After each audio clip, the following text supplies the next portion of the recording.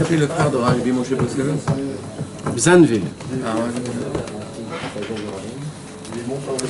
Bezrat Hashem, donc ce soir, avec l'aide de Dieu, si Akadosh Baruch Hu nous donne la possibilité, sa gentillesse, sa pitié, sa miséricorde, de descendre avec nous ici, la possibilité de pouvoir faire descendre des tzadikim et Hashem Yitbarach ce soir avec nous, c'est que si on s'aime un avec l'autre. Et pas une amour qui dépend de quelque chose, mais une amour qui dépend que d'une seule chose. Hashem Yitbarach. Comme Hashem Yitbarach, jamais il va s'annuler, comme ça notre amour va jamais s'annuler. Et le point quotidien qu'on a tous ensemble, c'est quoi?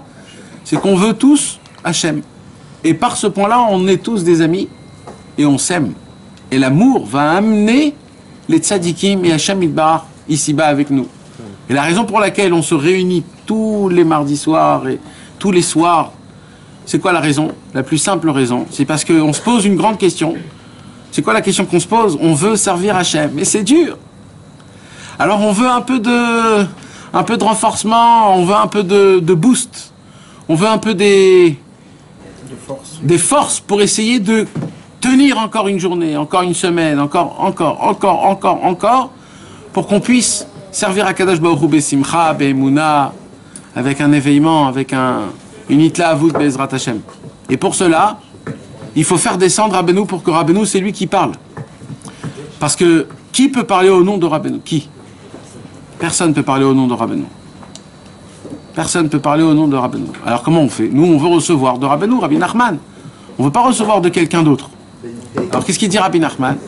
Il dit Rabbi Nachman, quand des amis se réunissent et qui parlent de Yirat Shamayim, eh bien, de là où je suis, dit Rabbeinu, je descends pour descendre dans cette conversation. C'est pour cela que, en fait, tout ce qui se passe ici, en fait, c'est quoi? C'est une seule raison pour faire descendre Rabbeinu. Voilà, on lui dit Rabbeinu, voilà, on s'est réunis, on veut parler de la Yirat Shamayim, mais en fait, la raison pour laquelle tout ça s'est fait, c'est pas parce qu'il y a un cours de monsieur un tel, non, pas du tout. Le but, c'est de faire descendre Rabbeinu avec nous ici, parce que c'est lui-même qui l'a dit, que sa plus grande ta'ava, c'est quoi? C'est de voir ses élèves qui parlent du but de ce monde-ci. Et quand un homme, il arrive, quand on arrive à faire ça, grâce à ça, ça sera Rabbeinu lui-même qui va parler. Qui va parler dans chacun de nous tous. Et nous, on doit être attentifs à ça. Alors on demande à Hachem, Bezrat Hachem, que tout ce qu'on fait, nous tous, ce soit les Shem Shamayim, avec la Yirat Shamayim, on s'attache tous ensemble, corps et âme. Tous ceux qui nous voient, tous ceux qui vont nous voir, Bezrat Hachem. Et on demande tous à Hachem une filat Rabim, qu'Akadosh Baruch Hu puisse nous donner du Otsar Matnat Rinam, du Lev Elyon, des paroles que Bezrat Hachem, ce sera les paroles de Rabbeinu qui va nous donner de tous de la force pour se rapprocher encore de Hachem Yitbarach, Bezrat Hachem. Amen. Ouais. Maintenant, Bezrat Hachem, on va commencer notre nouveau chapitre dans le Sichot Haran. Le chapitre qui s'appelle sa grandeur et la grandeur de ses perceptions. Jusqu'à maintenant, on a raconté son exploit. Et là, ce soir, Bezrat Hachem, on va parler de sa grandeur à lui et la grandeur de ses perceptions. Les deux en même temps.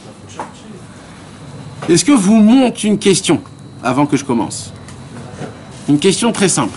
Ça serait limité. Ça serait Limité. Le limité, ça c'est Baruch Hashem parce que tu as de la Emouna. Tu es déjà avec Rabbeinu Baruch Hashem.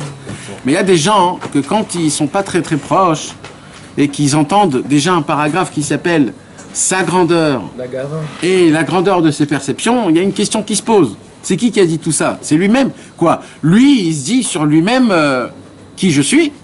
Je suis comme ça, je suis comme ça, je suis grand comme ça, je suis grand comme ça. C'est pas un petit peu osé ça? Comment tu te permets de dire... Parce que là, mes amis, c'est pas de la rigolade ce qu'on va lire là. Là, les chapitres qu'on va lire là, c'est pas de la rigolade, c'est des paroles qui sont vraiment, vraiment intenses. Cette question, c'est certain qu'elle va se poser dans le cerveau de chacun de vous tous ici. En fonction de chaque semaine qu'on va étudier le Sichot Haran, tu vas te dire, waouh! Mais c'était quoi la fin de la pensée de Rabbi Nachman, quand Rabbi Nachman, il nous dit comme ça, et comme ça, et comme ça, et comme ça. C'est quoi sa fin de pensée? Pourquoi il nous dit ces paroles-là? Eh bien, mes amis, pour ça, je voudrais répondre à cette question avant qu'elle se pose pour qu'on puisse être simple et avancer avec une pensée qui est dans la norme. Un homme qui a une puissance, mes amis. Un homme qui a, par exemple, un médicament. Un docteur, pendant toute sa vie, il a créé un médicament. Et ce médicament, le docteur, il dit, il a la possibilité de guérir toutes les guérisons qui existent dans le monde. Toutes les maladies. C'est le médicament le plus fort qui existe au monde. Et le plus intéressant dans cette histoire, c'est que si tu le prends, même si tu n'es pas malade, il peut te faire que du bien. Il te dit, ce docteur-là. Alors le docteur, il se dit, tu t'imagines si je vais proposer mon médicament et je vais dire ce que je viens de dire, ils vont tous me prendre pour un fou. Alors qu'est-ce que je vais faire? Il faut que j'avance l'histoire. Comment je vais avancer l'histoire? Alors il dit, je vais prendre le médicament et je vais le donner à un homme qui a de la maladie dans les poumons. Et il donne le médicament à un mec qui est malade des poumons. Une semaine plus tard, il n'a plus rien, le mec. Après, il donne le médicament à un mec qui a un problème dans son cerveau. Il prend le médicament, plus rien après. Et comme ça, il prend toutes les maladies, tous les niveaux. Les maladies qui touchent le sang, les maladies qui touchent le système nerveux, les maladies qui touchent les membres extérieurs, intérieurs, le sang. Et il donne le médicament à tout le monde. Et le médicament fait effet à toutes les maladies qui puissent exister. Maintenant, il prend un homme qui est à la perfection dans sa santé. Et il lui dit, maintenant, toi aussi, prends ce médicament. Et lui, il prend ce médicament. Et même l'homme qui était à la perfection dans sa santé, il sent qu'il a des pouvoirs énormes. Ça lui donne de la force, ça lui donne, il est réveillé longtemps, ça lui donne dans son cerveau de la focalise. Il arrive à focaliser, il arrive à se concentrer dans la journée, il n'est pas fatigué. Il dit, waouh, c'est quoi ce médicament? La Ritaline. Et là, qu'est-ce qui se passe? Il monte à la télé et il dit, cet homme-là, maintenant, il est humble. Il est humble. Il a toute l'humilité du monde. Mais cet homme-là, mes amis, s'il joue là, s'il joue le humble, c'est le plus grand tueur du monde en entier. Pourquoi? Parce que s'il va dire juste, j'ai un petit médicament qui est très efficace pour toutes les maladies, et même les gens qui ne sont pas malades, s'ils le prennent, ça va être efficace pour eux. S'il le dit de manière comme ça, de façon comme ça, personne ne va le croire. Et comme personne ne va le croire, ce médicament ne va pas être diffusé, et cet imbécile-là, ça sera sur son dos tous les gens qui vont mourir dès ce jour-là. Pourquoi? Parce qu'il aurait pu rentrer à la télévision, et au lieu de dire, j'ai un médicament qui a la possibilité de guérir toutes les maladies, non, il rentre comme un fou. Il dit, mais vous comprenez pas ce que j'ai découvert dans le monde. La plus grande guérison, elle existe. Et là, il va commencer à expliquer les problèmes de toutes les maladies. Il va commencer à faire une déballe à $1 million. Il va nous faire montrer comme quoi le monde est foutu. Et là, il va dire, mais j'ai un médicament. Ce médicament, et là, il va commencer à dire, il arrive à faire ça parce qu'il est efficace comme ça dans tous les types de sang, tous les types d'êtres humains, même les animaux, même le truc. Et là, il va avancer la chose. Qu'est-ce qu'il va faire, cet homme-là? Il va faire en sorte que, puisque la déballe, elle a été énorme, mais maintenant, la déballe, elle est vraie. Il a dit que des choses vraies, mais c'est la façon de dire les choses. Au moment où la façon de comment il dit les choses, les gens, ils vont prendre au sérieux. Donc cet homme-là, s'il joue le Hanav, il devient quoi? Le plus grand tueur au monde. Parce qu'il a joué la Hanava. Vous savez, mes amis, il y a une Gemara dans Masechet Gittin. Avant que Akadosh Baruch Hu a détruit le monde, avant qu'il a détruit le Beth Amikdash, il y avait un très très grand tzaddik, Rabbi Sraria ben Avkulas. Rabbi Sraria ben Avkulas était un tzaddik qui avait la possibilité de prier pour que le temple ne se détruit pas. Mais qu'est-ce qu'il a dit? Il a dit, moi je ne suis pas un tzaddik Talmid Chacham. Maintenant c'était un tzaddik et Talmid Chacham. Mais lui il s'est dit, moi je suis rien moi. Je vais prier, comme je prie pour chaque chose, je vais prier. Et il y a écrit qu'à cause de ça, le temple a été détruit.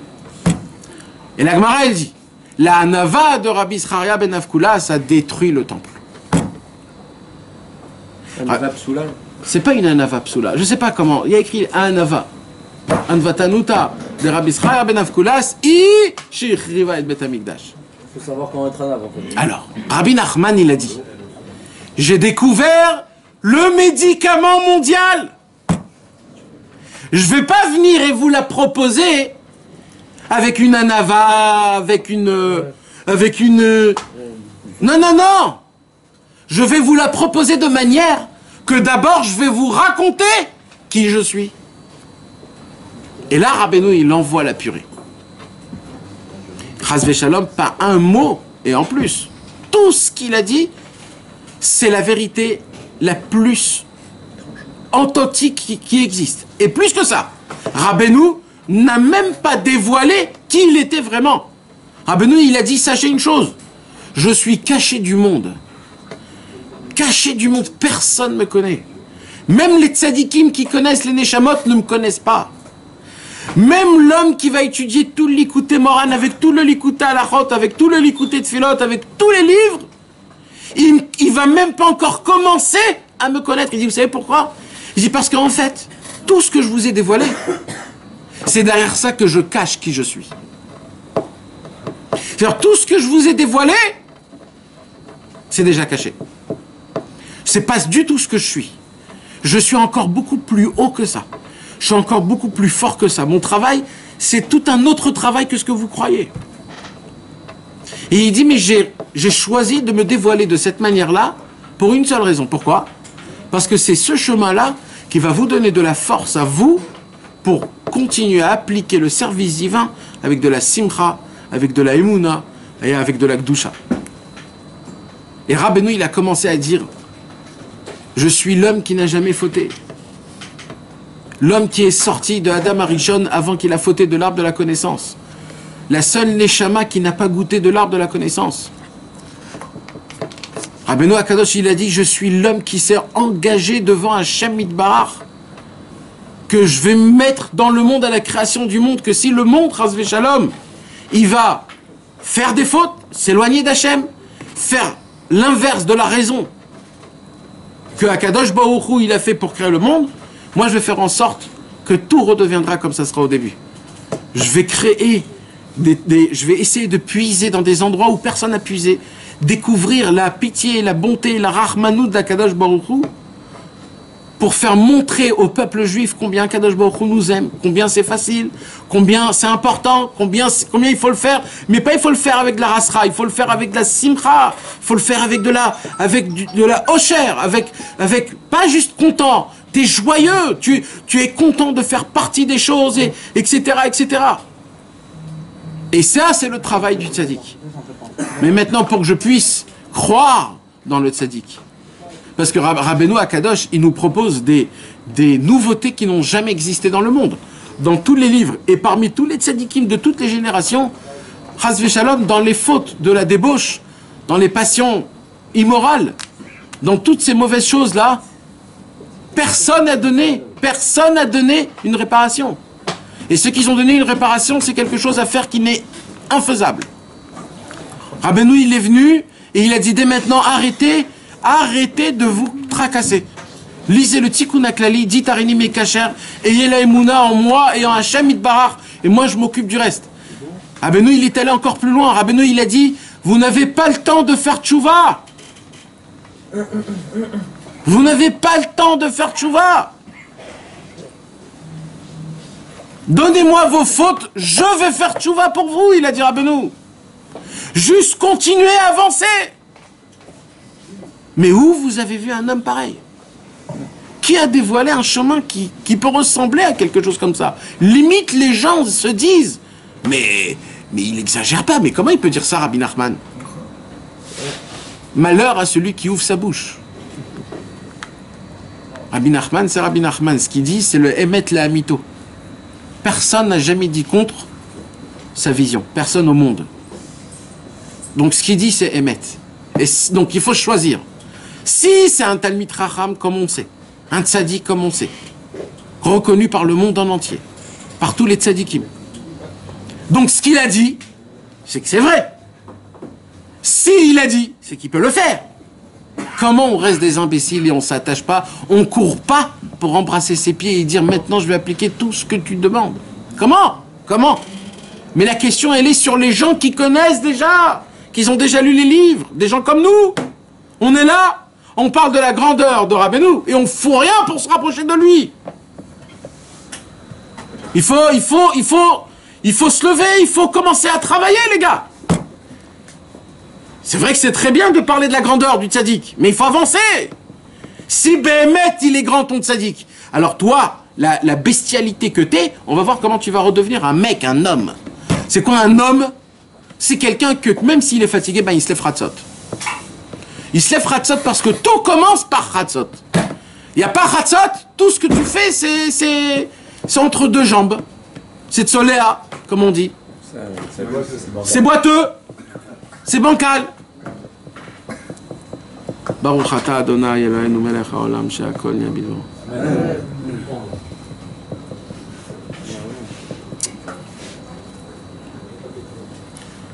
Alors quand on va commencer à choisir les paroles, on va commencer à choisir les conseils, et on va faire notre propre shakshuka de Rabbeinu, alors là, on n'a rien compris. Et malheureusement, c'est comme ça que ça commence. Des équipes chez les Chassidés de Breslev qui commencent à te faire une shakshuka qui est très très bonne. Il manque pas de sel, il manque rien. Elle est très très assaisonnée comme il faut. Mais c'est pas ça le émet. C'est pas ça le émet, le shoresh des choses, c'est pas ça. Le tzaddik a dévoilé quelque chose d'autre. Le tzaddik il veut t'emmener quelque autre part. Alors moi aussi. Et c'est de là où ça commence à devenir compliqué. C'est pour cela que Rabbeinu Akadosh, Rabbi Nachman de Breslev, il nous a parlé aussi, c'est une deuxième raison, mes amis, écoutez bien la deuxième raison. Pourquoi Rabbeinu dévoile sa grandeur? C'est pour que dans le futur, personne ose venir et dire « Je suis la succession de Rabbi Nachman et écoutez-moi ». Rabbeinu, il a dit « Maintenant, je vais vous dévoiler qui je suis ». Pour que personne ose ouvrir sa bouche plus tard en disant « C'est moi qui a compris Rabbeinu ». Ou alors ça passe par moi, le Inyan de Rabbeinu. Ou alors c'est en ce chemin-là qu'il faut faire Rabbeinu. Non. Rabbi Nachman de Breslev, il nous a donné ce qu'il nous a donné. Il a donné son élève Rabbi Nathan. Rabbi Nathan a décortiqué chaque parole, chaque souffle, chaque mouvement, chaque mot que Rabbeinu a dit. Rabbi Nathan l'a fait faire rentrer dans son livre. Il a décortiqué, il a mis en façon que ça pourrait être tout de suite applicable maintenant. En l'an 2019. Et c'est ça la grandeur de Rabbi Nathan, c'est que Rabbi Nathan a fait en sorte que Rabbeinu, on peut le manger. Sans Rabbi Nathan, Rabbeinu, on ne pourrait pas le manger. On ne peut pas l'avaler, on ne peut pas le déguster. Mais grâce à Rabbeinu, grâce à Rabbi Nathan, grâce à ça, Rabbi Nathan nous a fait faire en sorte que Rabbeinu, il est palpable. On peut le manger, on peut le déguster. Il a mâché pour nous, c'est comme une maman qui mâche le manger et qui donne à son enfant. Quand après un homme il vient et il dit j'ai à rajouter sur, j'ai à dire sur, je crois que, je pense, j'ai... Qu'est-ce que tu dis en fait? Tu dis quoi? En fait tu dis que tout ce que Rabbeinu et Rabbi Nathan ont fait c'est pas parfait. Preuve, j'ai besoin d'une autre personne qui vienne m'expliquer. Donc Rabbeinu n'a pas fait tout le travail comme il faut. Et ça c'est très grave. Alors Rabbeinu il dit pour que vous pensez pas comme ça, je vais vous dévoiler qui je suis. Et là, Rabbeinu, il dit toutes les paroles qu'il a dit. Et ça, c'est la raison qui est simple, mes amis. Et la seule raison où il était obligé de dire ces paroles-là pour que nous, on ne se trompe pas dans le futur. Dans le futur où on sera orphelin de toute bonté, mes amis. À l'époque, on avait des tzadikim. On avait le Beth Amikdash. On avait la Torah vivante. On avait Eretz Israël. On avait tout.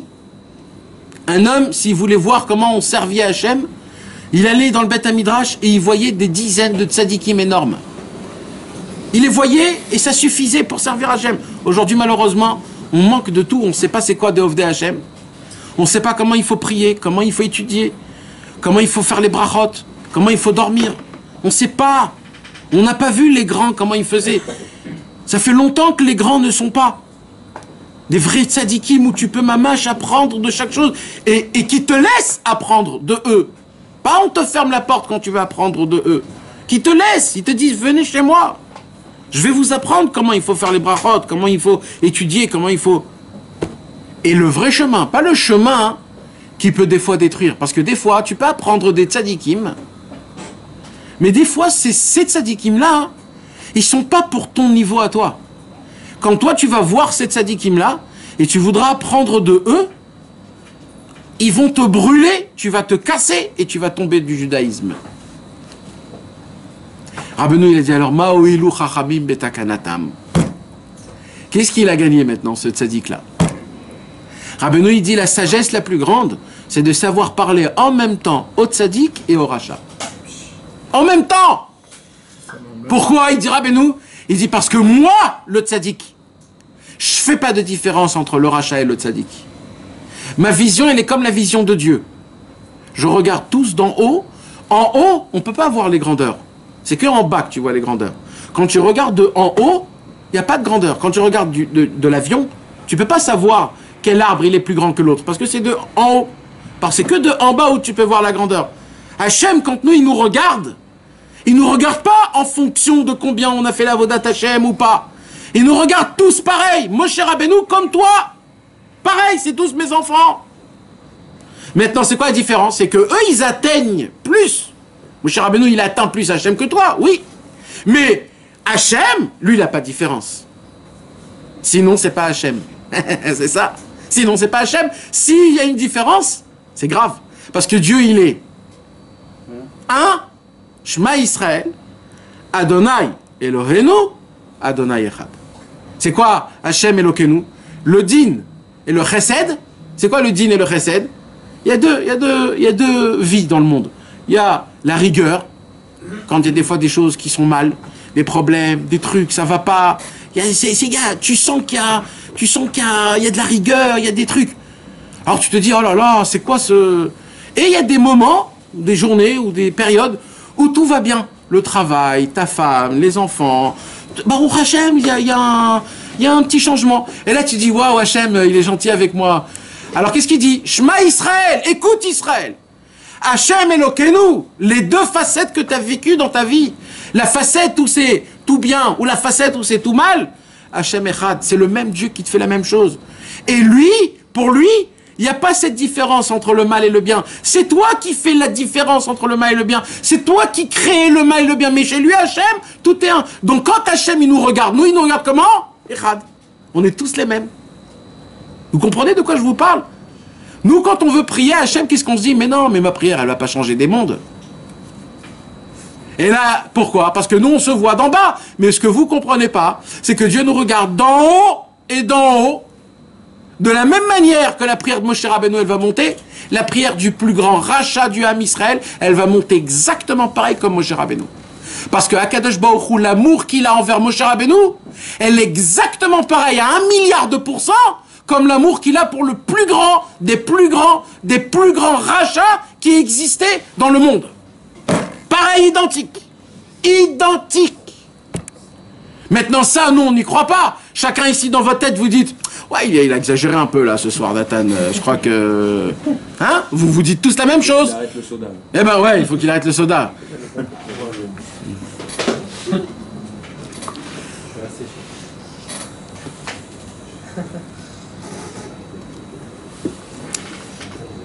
Eh ben c'est ça le Hémet, mes frères. Et vous savez comment on fait pour y croire à ça? C'est que le tzaddik qui a découvert cette vision, que si on étudie ses livres et qu'on s'attache à lui, petit à petit on va avoir cette vision et là va sortir la plus grande Torah que Rabbeinu a dévoilée, qui est la Torah de Azamra, juge ton prochain toujours du bon côté et juge-toi toujours du bon côté. Quand un homme il entend ça, il dit ouais c'est bien, Rabbeinu c'était un grand philosophe, il pouvait être un grand psychologue, regarde que le côté bien. Rabbeinu il dit espèce d'imbécile, t'as pas compris? Le côté mal n'existe même pas. Et la preuve, c'est que moi je le vois même pas. Alors faites comme moi, arrêtez de voir le mal, voyez que le bien, et quand vous allez voir que le bien, vous allez découvrir le monde là où moi je vis. Et votre vie va être meilleure. Voici le médicament que le docteur... C'est une bonne présentation, ça? Comme ça, là, tu le dis comme ça. Comme ça, c'est ça, comme ça il a fait sa présentation de docteur. Il a bien fait ou pas? Par contre, si je viens, je dis, bon, Rabbeinu, il préparait tout le monde, hein, les gars, donc il faut voyager à Ouman, allez. Qui vient à Ouman? T'as rien fait, là. Là, il faut faire quoi? Il faut réveiller le monde.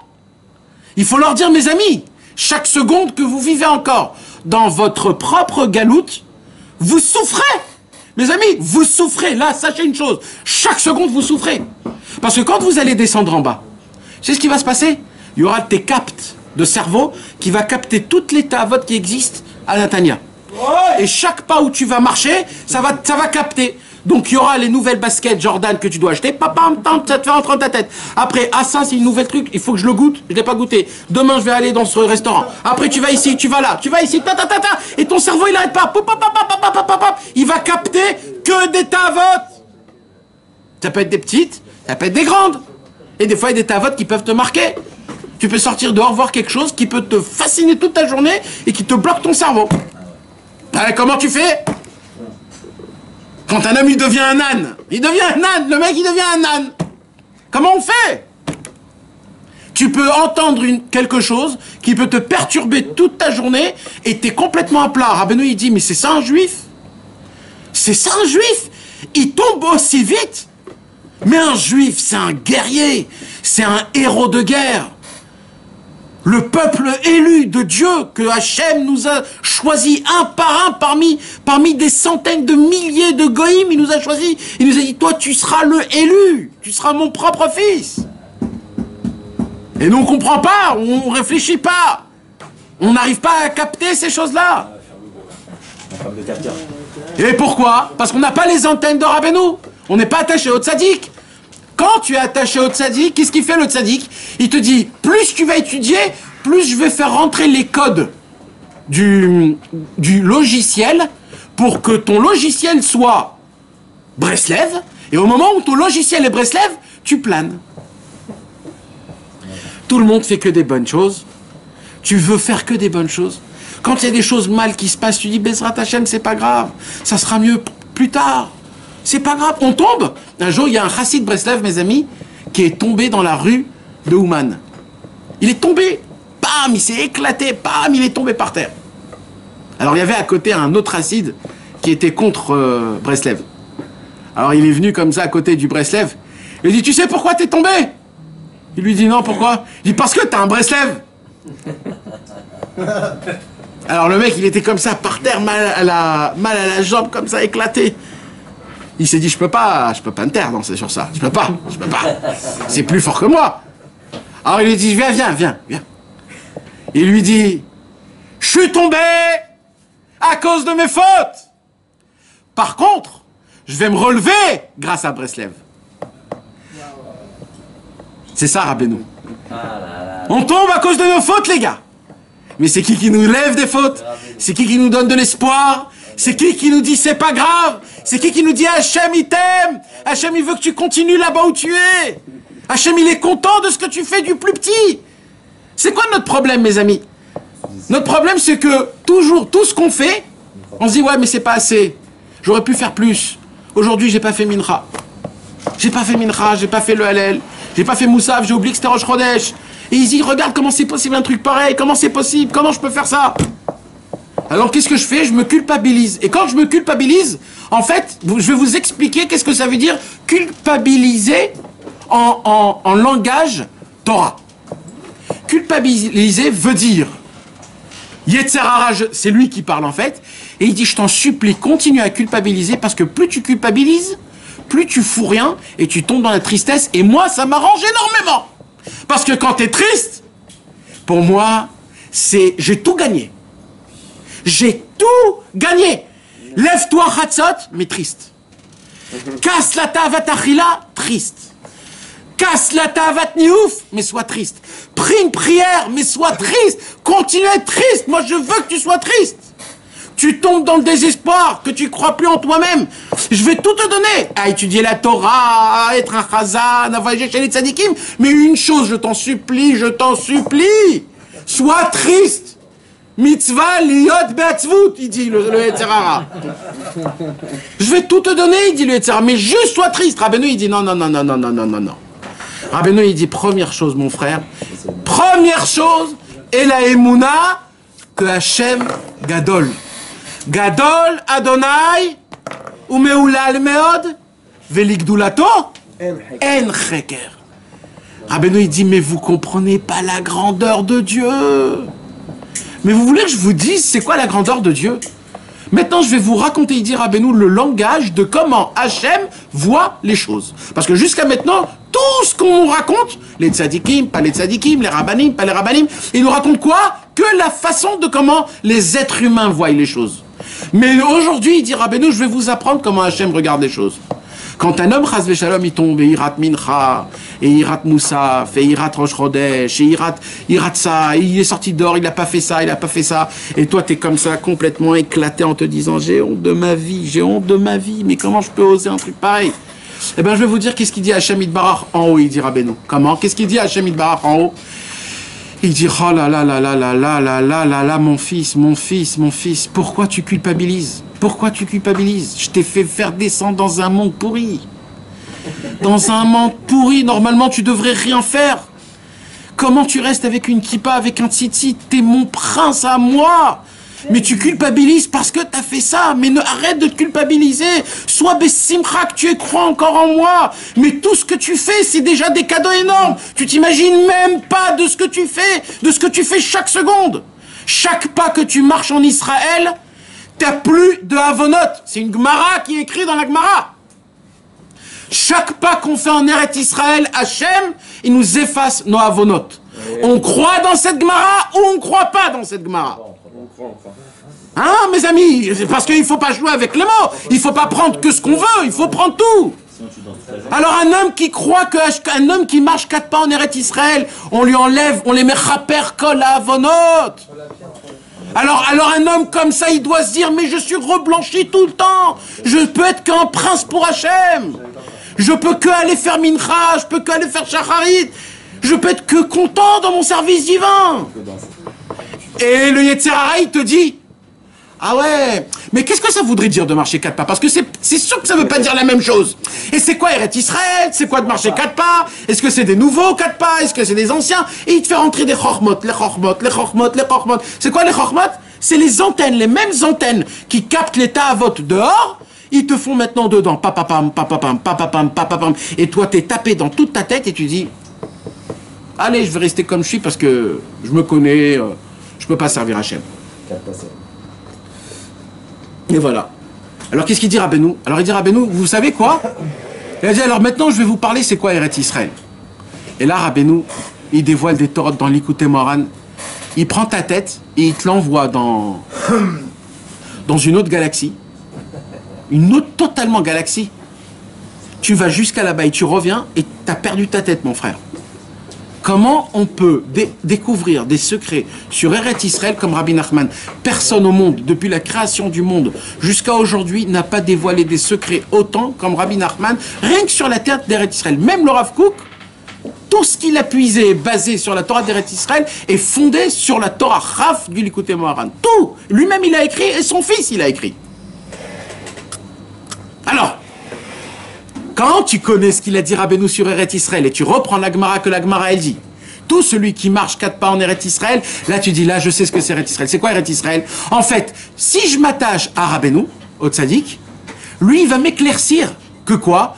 Que en fait toutes les choses que je fais les plus simples, c'est énorme, exceptionnel, comme on peut même pas s'imaginer. Il va prendre tous les petits points, c'est comme les étoiles. Les étoiles dans le ciel, on les voit comment? Minuscules, même pas 1 centimètre. Mais en vérité, les étoiles, ils sont comment dans la grandeur? Ils sont encore plus grands que notre planète Terre. C'est exactement ça, Rabbeinu. Qu'est-ce qu'il fait, Rabbeinu? Il prend des tout petits points qu'on a fait. Quoi? J'ai dit Amen à un Kaddish. Mais j'ai dit Amen juste parce que je marchais, j'avais honte. S'il y aurait personne, j'aurais pas dit Amen. Mais c'était juste pour pas... Et là, Rabbeinu dit, ah bon? Eh ben, je vais t'apprendre quelque chose, mon frère juif. Même ça, toi, tu peux pas le savoir. Moi, je vais dire, c'est quoi ta neshama? Et là, Rabbeinu, il dit, en fait, ta neshama, elle avait tellement soif du Amen, c'est que sans que tu saches, elle a fait faire bouger ton corps pour que tu tombes exactement là-bas, et que tu tombes à Kaddish, et qu'il y a des gens pour que tu aies honte, pour que tu puisses répondre Amen, parce que le vrai toi, c'est de répondre à Amen. Mais ce que tu sais pas, c'est que quand tu as dit Amen, tu as tellement évolué, que tu es passé d'un stade de A à un stade A, mais d'un autre monde. Tu es parti autre part. Tu n'es plus la même personne. Tu n'es pas le même mec qu'il y a 2 secondes avant que tu as dit Amen. Quand tu as dit Amen, tu es passé à un autre stade. Tu es allé dans un autre monde. Maintenant, Amen, c'est quoi? Il n'y a rien, il y a 3 lettres, 3 syllabes. 2 syllabes. Amen, c'est quoi? Il y a une possibilité que quand tu réponds Amen, Akadosh Baruch Hu, il dit, ça valait la peine de créer le monde 7000 années, qu'il y a autant de pogroms, qu'il y a autant de souffrances pour que mon fils, un tel, réponde Amen quand il marchait par hasard devant un mec qui fait le Kaddish, et parce qu'il avait honte, il a dit Amen. Eh ben moi, il dit Hachem Idbar, pour moi, ça vaut la peine de créer le monde. Pourquoi? Parce que c'est justement les gens qui sont loin, les gens qui sont éloignés de quelques services divins de Dieu, quand eux ils font quelque chose, dans le ciel ça crée ça parcourt des kilomètres et des kilomètres comme on peut même pas s'imaginer. Quand nous aujourd'hui on est dans un monde où aujourd'hui c'est quoi le langage qu'on parle dans ce monde? On parle des passions sexuelles, on parle de l'honneur, on parle des musiques, on parle des modes, on parle des stars aujourd'hui qui sont des moustiques. On fait de eux des dieux. Et tout ce qu'ils disent, tout est philosophé, tout est des paparazzi, tous les trucs, un monde de fous. Ils donnent la parole à des malades mentales que des millions et des millions entendent et ils disent effectivement, apparemment il a raison, ça serait comme ça ma vision. Mais qui vous êtes, des singes qui parlent vous êtes? Mais vous êtes quoi vous ouvrez votre bouche, qu'est-ce que vous avez dans votre bouche? Quand les gens ils commencent à dévoiler des petits trucs, mais c'est quoi ce langage pourri? Et avec la mode, avec l'internet, avec Hollywood, avec les films, avec les musiques, avec les aliments, j'en parle même pas. Les aliments aujourd'hui, un restaurant vietnamien, un restaurant hollandais, un restaurant thaïlandais, un restaurant chinois, un restaurant japonais, un restaurant français. Mais vous allez aller où les gars? Mais où, jusqu'à où vous allez aller? Et les Italiens, et les Turquois, et je sais pas quoi. Mais c'est quoi ce ignan là? Et ben dans un monde comme ça, on est descendu. Maintenant, c'est que les aliments.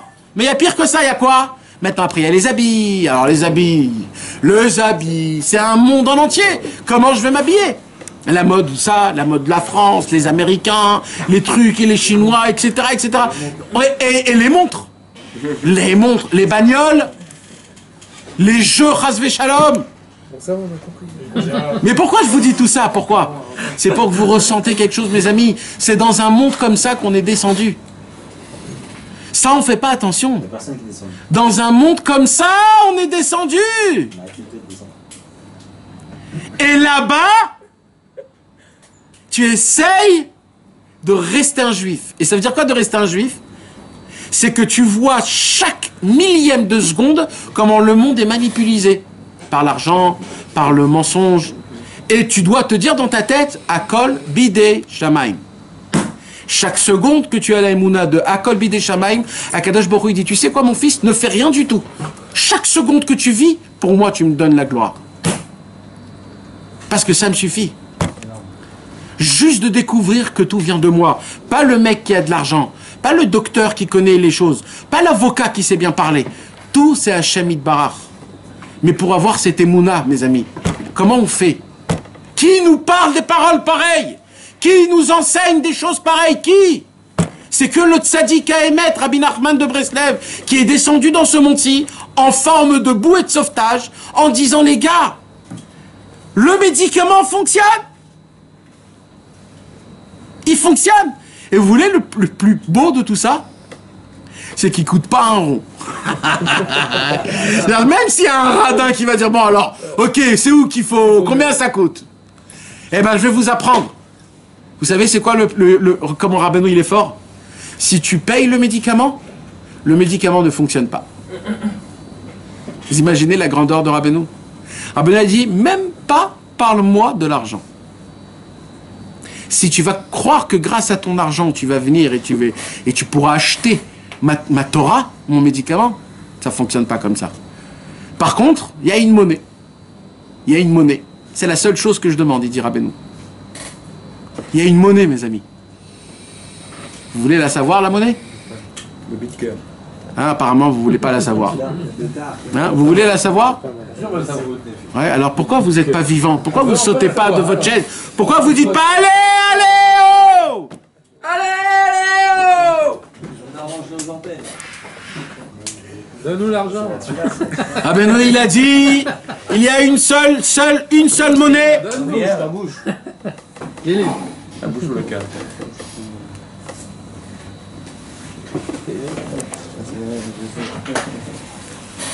Vous voulez savoir c'est quoi? Rabbeinu il a dit nous liet liprem velichotrem bederech hadasha.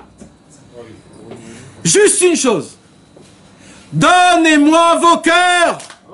Si vous me donnez vos cœurs, je vais vous faire voyager dans des voyages de nirvana. Et moi et mon frère, je vais t'emmener dans les mondes où là-bas, il n'y a que la paix, la joie, la émouna, la simcha, la tfila, le bitachon ba'Hashem, la gdusha, la tahara, la yirat shamayim, la avat Hashem. Pensez ou consigne. C'est qu'on le pose, c'est qu'on le met. D'où le contrat que je le signe. Comment on fait pour donner le cœur à Rabbeinu? Pourquoi vous ne me posez pas les questions? Pourquoi c'est que moi qui dois poser les questions? Comment? Tu viens me demander. On l'aimait, c'est tout. La devine. Comment on donne le cœur au Rebbe? C'est qu'à lui. On l'aime, c'est tout. On te dit non. Rabbeinu il a dit tout. Notre chita, elle s'appelle comment? Breslev. C'est quoi Breslev, il dit Rabbeinu? C'est Bassarlev. C'est quoi Bassarlev? Tout mon travail, il dit Rabbeinu, c'est vous allez me donner votre cœur de pierre et moi je vais le rendre un cœur de chair. Alors la question est comment on donne le cœur à Rabbeinu? Vous savez qu'est-ce qu'il a dit un jour Rabbeinu avec sa génicité, je sais pas comment on dit. Son génie. Son génie. Un jour Rabbeinu il a dit dans chaque question, on l'a étudié dans Sichot Haran il y a quelques années. Rabbeinu a dit dans chaque question, il y a dans la question la réponse. Ouais, avec les oiseaux. Comme ça, il a dit un jour Rabbeinu. Il a dit à chaque fois qu'on me pose la question, une question, je reçois la réponse directement du mec qui a posé la question. Parce que dans la question, il y a la réponse. Donc apparemment, dans la question, comment on fait pour donner notre cœur à Rabbeinu pour être des Breslev? Apparemment, il devrait avoir la réponse dans cette question. Alors comment on fait? On s'annule au tzaddik. Faut donner. Faut l'aimer, faut l'aimer, faut l'aimer. Il faut donner. Parce que le cœur, c'est C'est Dakar. N'aime pas ça. Dans le mot Breslev, On voit qui se lève. il y a les bras qui se lèvent. Ça, c'est français. Les bras qui se lèvent. Vous voulez donner le cœur? C'est la tuile. Levez les bras. C'est ça Breslev. Les bras qui se lèvent. Priez Hachem. Itbo des doutes. Itbo des doutes. La réponse. C'est ça le Hémet, mes amis. Tout passe par la bouche. Tout passe. Tout. Il n'y a rien dans le monde qu'on ne peut pas atteindre si on n'a pas la tfila. C'est comme tu sais que t'as un cœur de chat. T'as pas besoin de savoir. T'as pas besoin de savoir. Et si t'as besoin de savoir, tu le sauras. Mais si tu poses la question. Et si tu poses la question, on sait que tu l'as pas. Bon, on est obligé d'étudier le Sichot Haran quand même. On va commencer encore. C'est une grande truc. Hein? Vas-y, continue. C'est moi. C'est laquelle? C'est Daré Mata, ça rejoint. Non, mais ça rejoint. La Sicha Sichot Haran numéro 173.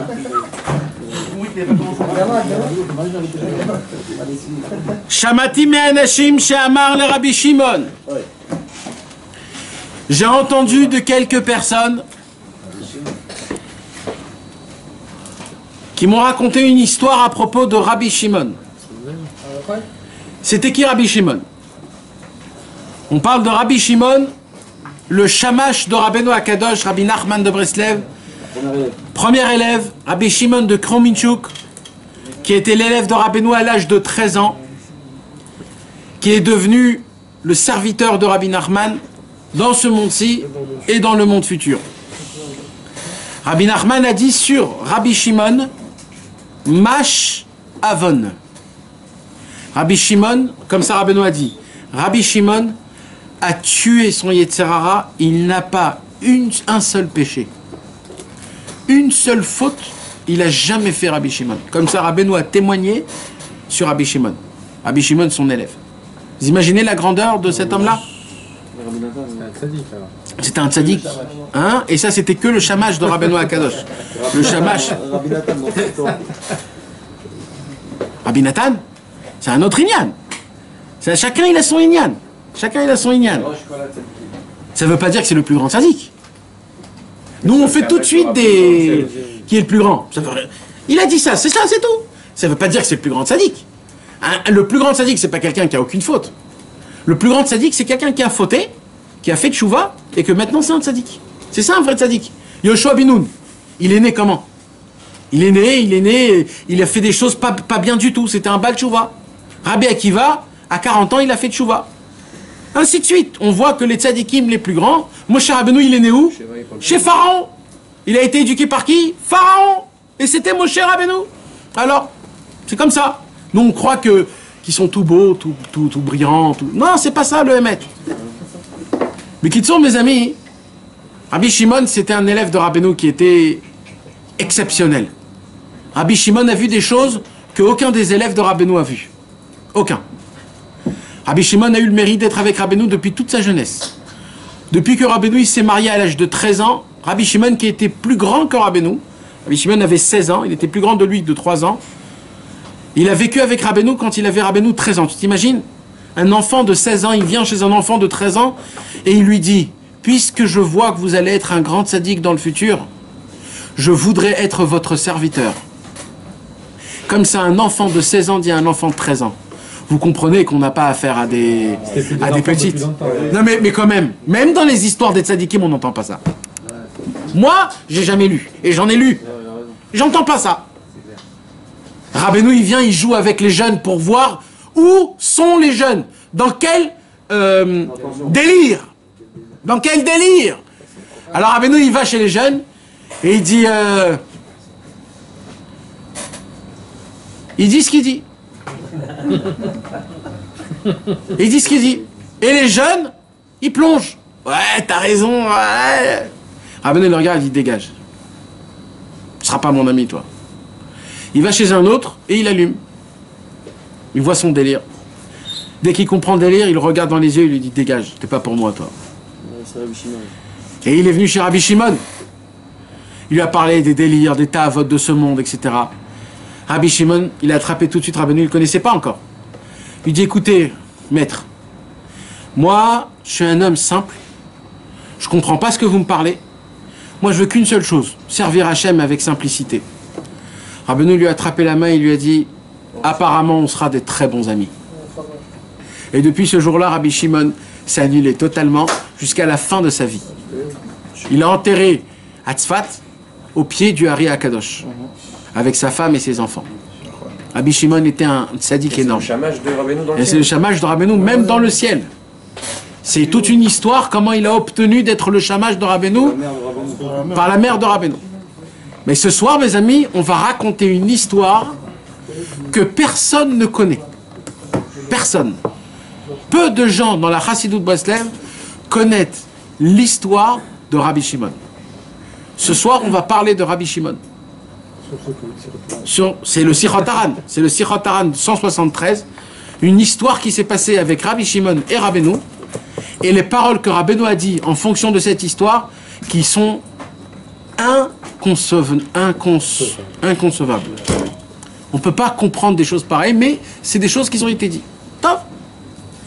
Be'et sheba me'ever la grenitz. L'histoire qui nous raconte au sujet où Rabbi Shimon est revenu derrière le fameux fleuve du Grenitz. C'est quoi le fleuve du Grenitz? À l'époque, mes amis, l'Ukraine était très grande.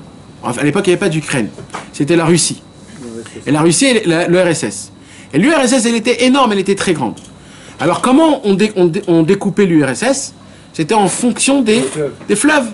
Il y a plusieurs fleuves. Il y a le fleuve de Boug, qui est à Breslev. Il y a le fleuve du Dnier, qui est à Odessa. Il y a le fleuve qui est plus haut. Et en fonction des fleuves, comme ça on voit. Le fleuve le plus loin de l'URSS, c'est le fleuve du Grenitz. Et un jour, il s'est passé un truc qu'on va lire là, Bezrat Hashem, où un jour Rabbi Shimon a dû voyager tellement loin derrière le fleuve du Grenitz. Ça veut dire totalement dans un endroit perdu où il n'y a que Pierre, Paul et Jacques. Il n'y a pas de Yehuda, Reuven et Shimon. Il n'y a que des Goïms. Et il est resté là-bas très longtemps. Et quelques années plus tard, 3 ans et demi, il est revenu chez Rabbeinu. Comment c'est possible une histoire pareille? On parle du chômage de Rabbeinu. Comment c'est possible qu'il doit partir aussi loin? Pourquoi il va autant de temps et aussi loin? Parce qu'à l'époque, nous aujourd'hui, on ne comprend pas les distances. Mais il faut que tu comprennes qu'un voyage comme ça dure à peu près 1 mois, 2 mois de voyage, 3 mois de voyage. Parce qu'on ne peut pas voyager jour et nuit. Jusqu'à qu'il arrive là-bas, quand on arrive là-bas, on ne peut pas revenir tout de suite. Donc tu restes. Et qu'est-ce que tu es allé faire là-bas? À mon avis, c'est que Rabbeinu, tu l'as demandé. Alors on ne sait pas. Ah non, mais... On va voir ce qui se passe. Shenitrachek lesham ezeshanim, qui s'est éloigné là-bas quelques années. Velo ra'a et Rabbeinu zal. C'est quoi la semence que Rabbi Nathan y rajoute? Et il n'a pas vu pendant 3 ans et demi Rabbeinu. Il aurait pu ne pas l'écrire ça. Il n'a pas vu. On sait que quand quelqu'un il part, il n'est pas là-bas. Ouais, non, il raconte l'histoire. Non, c'était à l'époque de Rabbeinu.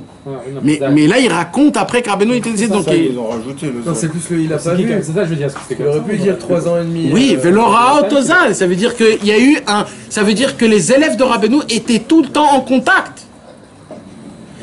Tout le temps en contact, même s'il y avait un problème de distance.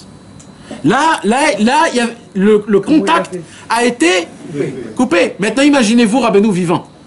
Dans quelle transe vous aurez être? Hein?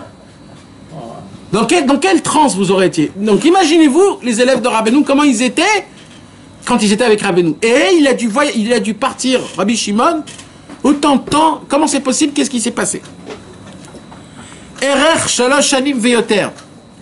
C'était un temps à peu près de 3 ans et demi. Mechamatama Seshaya, à cause de l'histoire qui s'est passée à Medvedivke, dans une ville de Medvedivke, à l'époque là où Rabbeinu il habitait avant Breslev. C'était dans la ville de Medvedivke.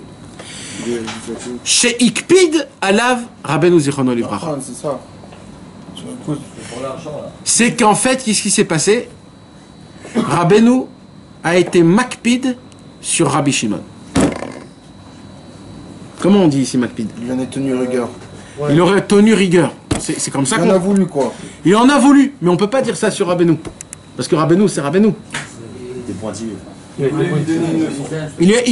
Alors, qu'est-ce qui s'est passé, mes amis?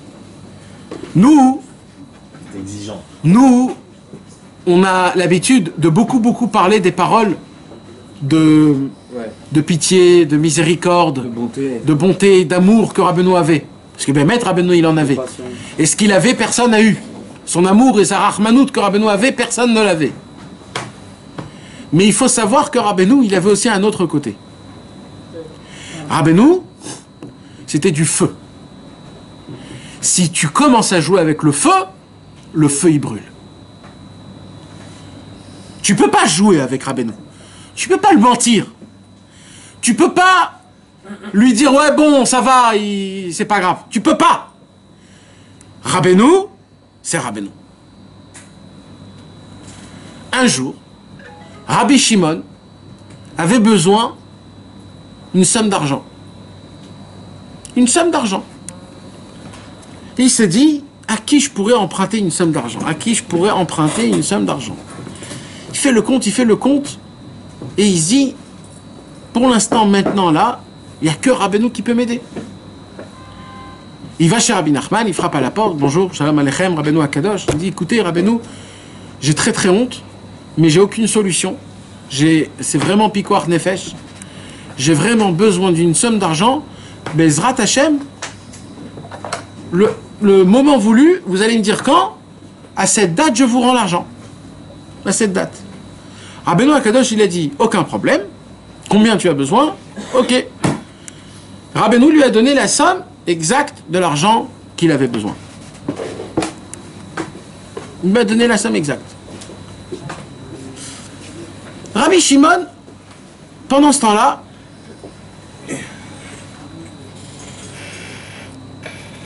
deux secondes.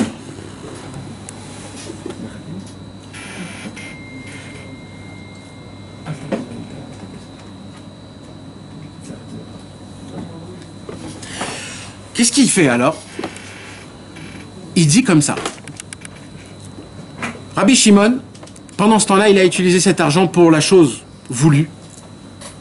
Et il a eu des petits problèmes. Et apparemment, le moment voulu, la date d'expiration est venue, et Rabbi Shimon, il s'est dit, je vais lui rendre. Là, j'ai pas, mais je vais lui rendre. Je vais tout faire pour le rendre. C'est sûr que Rabbeinu, il va pas être macpite sur moi, parce que je vais pas lui rendre... Et il a laissé... La première occasion où Rabbeinu a vu Rabbi Shimon, Rabbeinu, il a dit comme ça.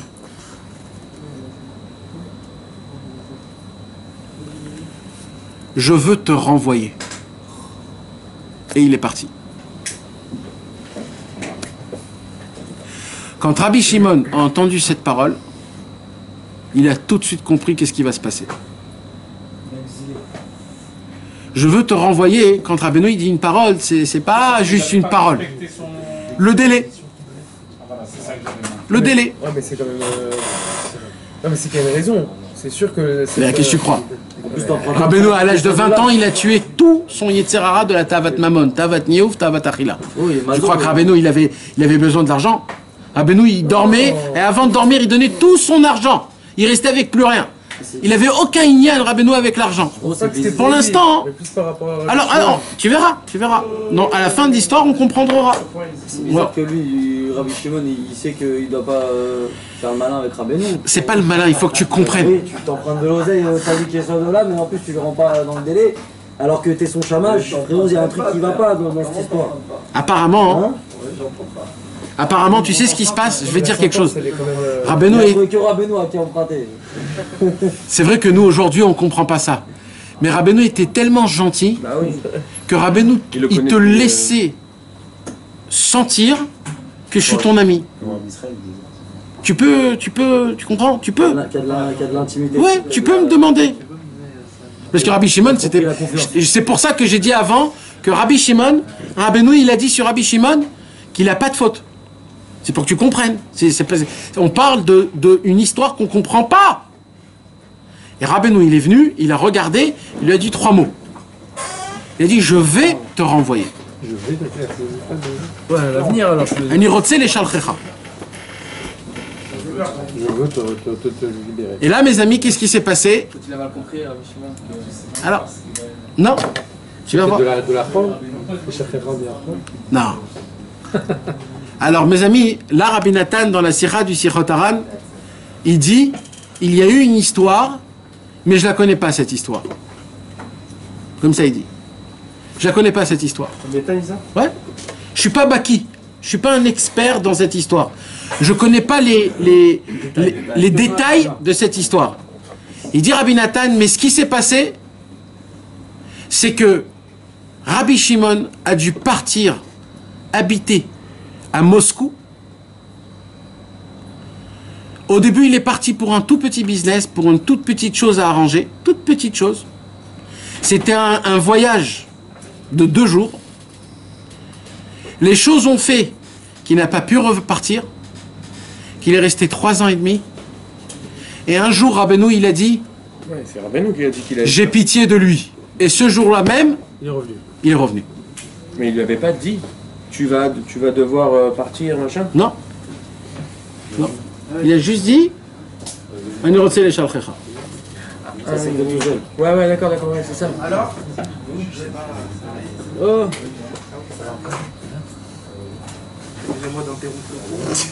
Excusez-moi pour cette interruption. Maintenant, mes amis, écoutez bien, parce que c'est dommage. Ça va, mon frère? Shachar, ça veut pas dire te renvoyer. Shachar, c'est te délivrer. Lishalchecha, lishloach otra. Lishalchecha. Ah, les chals, rajoute des chars. Non. Lishloach otra, de te renvoyer. Donc Rabbi Nathan, il dit, on ne connaît pas l'histoire. Mais apparemment, cette histoire, elle a été racontée par Rabbi Shimon lui-même à ses enfants en Eretz Israël, qui a raconté à Rabbi Nathan de Tibériade, qui a raconté à Rabbi Sender de Trovitzé, qui a raconté à Rabbi Tzvi de Miberdichov, qui a raconté aux anciens Chassidé Breslev de Jérusalem à l'ancienne époque. Cette histoire, on l'a entendue de la bouche de Rabbi Eliyahu Chaim Rougin, un des Chassidé Breslev qui venait de Ouman, et qui a raconté l'histoire pour la première fois qu'on ne connaissait pas. Alors je me suis posé la question, est-ce que je vais vous raconter cette histoire ou pas? Elle est quoi pas C'était pas ça. Ah, justement, on aurait plus d'éléments. Excuse-moi, là, c'est Pour comprendre la Mais sirah, là, justement. l'histoire qu'on vient de raconter sur l'argent, c'est pas ça l'histoire? Oui, mais on ne sait pas ce qui s'est passé. On ne sait pas. On sait juste qu'il a été renvoyé. On ne sait pas maintenant ce qui s'est passé. Bah, tu sais qu'il a été envoyé parce qu'il a. Oh, mais qu'est-ce qui s'est passé? Quoi? Qu'est-ce qu'il a fait 3 ans et demi? En 2 jours, il est resté super longtemps. J'ai compris. Qu'est-ce qui s'est passé là-bas quand lui il est là-bas? Alors je vais vous raconter l'histoire pour la première fois. Que personne connaît cette histoire. Mais Rabbi Nathan, il sont était pas par rentrés chemin, dans ça ce suffirait détail-là. pas. Rabbi Nathan, il était par chemin, ça suffirait pas. Justement, c'est Non. ce qu'il dit. Non, après. Elle est pas écrite l'histoire. Non. Elle est écrite nulle part l'histoire. Ah, donc là, c'est un. Là, tu la balances en live sur C'est Facebook. VIP, là. Ah, attention. Comment tu l'as entendu? Ah, mais Eliyahu Chaim Rosen Mais dans un livre? par sa bouche. Torah Béalpé. T'étais là quand il a. C'est un des qui a créé la choule. Ouais. Bon, vas-y. C'est quand qui te l'a raconté? C'est à longtemps alors. Tu poses des questions comme ça. On va te raconter maintenant. Vas-y, écoute, on va te la raconter. On va te la raconter, on verra après. Des anciens. Ça me faisait mal dans l'intrigue. Ouais, Rabbeinu, il savait qu'il allait partir 3 ans et demi en vérité.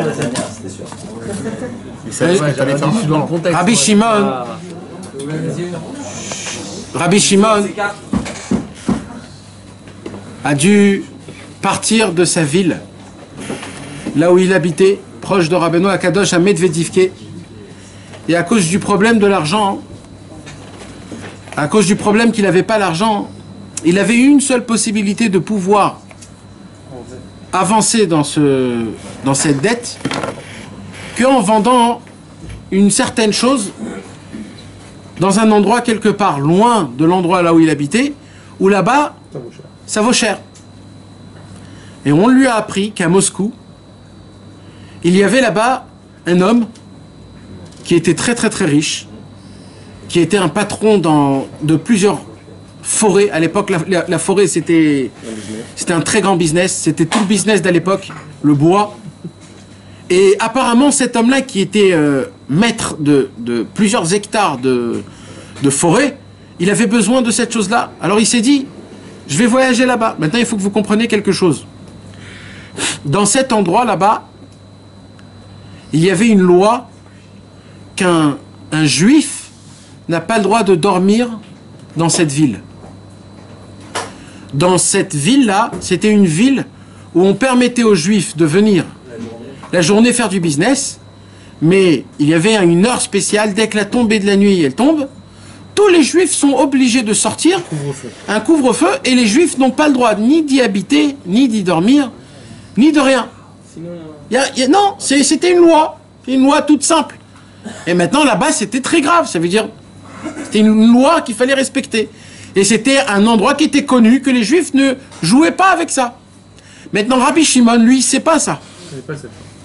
Rabbi Shimon, il va dans le voyage, plusieurs mois, il part de sa maison, plusieurs mois. Et plus il se rapproche de cet endroit, plus il entend des rumeurs de qu'est-ce qui se passe dans cette ville. Jusqu'à qu'il apprend cette loi, qu'en vérité, il y a un vrai problème. C'est que moi, j'ai une barbe, j'ai des péotes, j'ai des tzitzit, je suis habillé comme un juif. Si je vais là-bas, je connais personne, je connais aucun juif, ou qu'est-ce que je vais faire? Alors Rabbi Shimon, il s'est dit, je vais me cacher juste pour la nuit, puisque j'ai juste besoin d'être là-bas une journée. Alors il était là-bas une journée, et il s'est habillé sans qu'on voie que c'était un juif, d'une manière qu'il pouvait rentrer dans le business. Il rentre et il a cette opportunité de s'asseoir avec ce grand businessman, patron de plusieurs hectares, et il maintenait le village. C'était un paritz, comme on dit, je sais pas comment on dit. C'était un homme important qui avait de l'argent, qui maintenait des bars. Ouais. Et cet homme-là, il s'assoit avec Rabbi Shimon et il commence à parler avec lui. Et il commence à parler de business. Et il voit que Rabbi Shimon, c'est un homme simple, droit et très intelligent. Il lui dit, tu voudrais pas qu'on fasse demain l'accord au lieu qu'aujourd'hui? Il lui dit, ok, demain c'est le dernier délai. Après, moi il faut que je parte. Il lui dit, ok, aujourd'hui tu dormiras chez moi. Tu es mon invité d'honneur et tu es nourri, logé chez moi. Top. Rabbi Shimon, il s'est dit, ok, juste pour une nuit, on va essayer de cacher notre identité, d'être discret. Et ben, maître Rabbi Shimon, il a essayé de toutes ses forces de cacher son identité. Une nuit, ça a été dur, mais il a tenu. Le jour, il vient, il s'assoit et il commence à parler. Et là, le paritz, il lui dit, dis-moi, un homme comme toi, je voudrais bien savoir qu'est-ce qu'il pense d'un problème que j'ai. Et là, il lui expose un problème énorme, que ça fait des années que ce problème-là lui envahit toute sa vie. Et quand il lui expose le problème, Rabbi Shimon, il dit, mais c'est très simple. Si tu bouges ce pion, tu le mets là. Si tu fais ça et tu fais ça, tu n'auras plus le problème. Lui, il commence à dire, mais c'est comment j'ai pas vu ça? Il lui dit, écoute-moi, j'ai vraiment besoin que tu restes là quelques jours. J'ai vraiment besoin de tes conseils. T'es un homme que... C'est pas tous les jours qu'on trouve un homme comme ça. Il lui dit, c'est impossible, je ne peux pas. Je ne peux pas, il faut que je retourne chez moi à la maison. Alors le paritz, il lui dit, si tu retournes chez toi à la maison, je n'achète pas ton produit. Et lui, il se dit quoi? Il se dit, moi, je peux pas repartir sans l'argent. Moi, je le dois cet argent à Rabbeinu. Je peux pas. Alors je reste. Et il est resté pendant une semaine, nourri, logé, chez le grand patron. Et en se cachant d'être juif. Et en se cachant d'être juif. Il y a un moment où il a craqué, il a dit, écoute, si tu veux que je reste ici, il faut que j'ai un endroit où dormir. Je peux pas dormir chez toi à la maison, je me sens pas comme il faut. Alors il dit, il n'y a pas de problème. J'ai des centaines de maisons. Juste à côté de chez moi, il y a une maison, toute cette maison, elle sera que pour toi. Rabbi Shimon, là, il a dit, c'est bon, Baruch Hashem, j'ai ce problème en moi. Il pense pas que je suis juif. Maintenant, j'ai une maison, je pourrais mettre les téphilines, je pourrais être Oved Hashem, je pourrais faire toute chose jusqu'à que cet homme-là, il me signe le contrat. De jour en jour, ce patron-là, il tombe amoureux de Rabbi Shimon. De jour en jour. Plus il l'entend, plus il parle avec lui, plus il lui fait montrer une nouveauté qui n'a jamais existé. De quoi il a été ébloui? De la lumière de Rabbeinu qui éclaircissait Rabbi Shimon. De là, on apprend quoi? Que même un goy, les conseils de Rabbeinu peuvent les aider. Et Rabbi Shimon a envahi le patron. Le patron est devenu accro à Rabbi Shimon. Et il lui a dit, Rabbi Shimon, je veux que tout de suite, je veux te mettre associé dans tout ce que j'ai, dans ce monde. Tu es associé 50-50. Juste reste là, donne-moi les bons conseils. Rabbi Shimon, il dit, tu sais qu'on a un contrat qu'il faut signer déjà avant ça.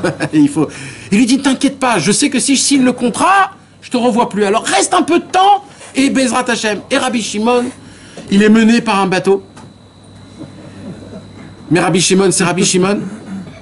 Et Rabbi Shimon, il s'est dit, il y a un moment où si ce moment il passe pas, c'est foutu.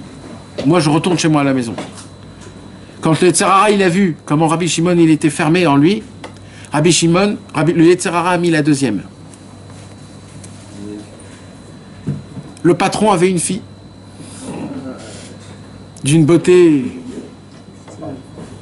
à ne même pas parler. Et comme par hasard, elle tombe amoureuse de qui? Rabbi Shimon. Elle va chez son papa, elle dit: papa, s'il y a un homme à qui je me marierai, c'est que Rabbi Shimon. Pardon, c'est Simon. Simon.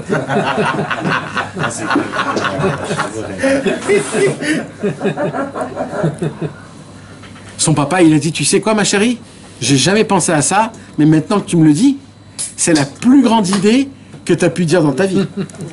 Tu t'imagines, mon gendre? Tu vas te marier avec Simon, tu t'imagines? Plus aucun problème. Et là, le patron, il vient chez Rabbi Shimon, et là, il lui dit: écoute bien, Rabbi Shimon, tu ne veux que je signe ton contrat? Tu épouses ma fille. Et il lui a dit: et je vais t'apprendre quelque chose. Il dit quoi? Il dit: je sais que tu es un juif. Il lui dit: il suffit que je sorte dehors pendant 1 minute et tu vis plus. On te met en tôle, on te fait un jugement, et d'après la loi, tu nous dois de l'argent énormément. Par contre, si tu te maries avec ma fille, tu deviens mon gendre. Je ne vais pas faire entrer mon gendre en prison. Et là, Rabbi Shimon, il se retrouvait avec les mains scellées, les pieds scellés, dans un piège impossible à en sortir. Et Rabbi Shimon s'est marié avec la fille du patron. Alors ça s'appelle pas un mariage. Il s'est rien passé. C'est pas un mariage. C'est leur cérémonie.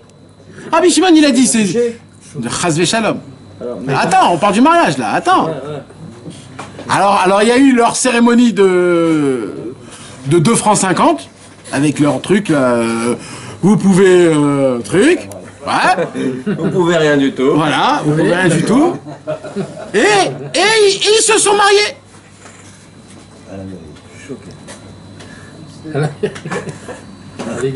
La femme rentre dans la maison de Rabbi Shimon, Simon pour les papiers, et Rabbi Shimon, il s'enferme dans sa chambre à double tour. Bon, elle s'est dit peut-être... c'est pas le moment. Le lendemain, pareil. Le lendemain, pareil. 1 mois passe, pareil. Elle vient et lui dit: dis-moi, Shimon.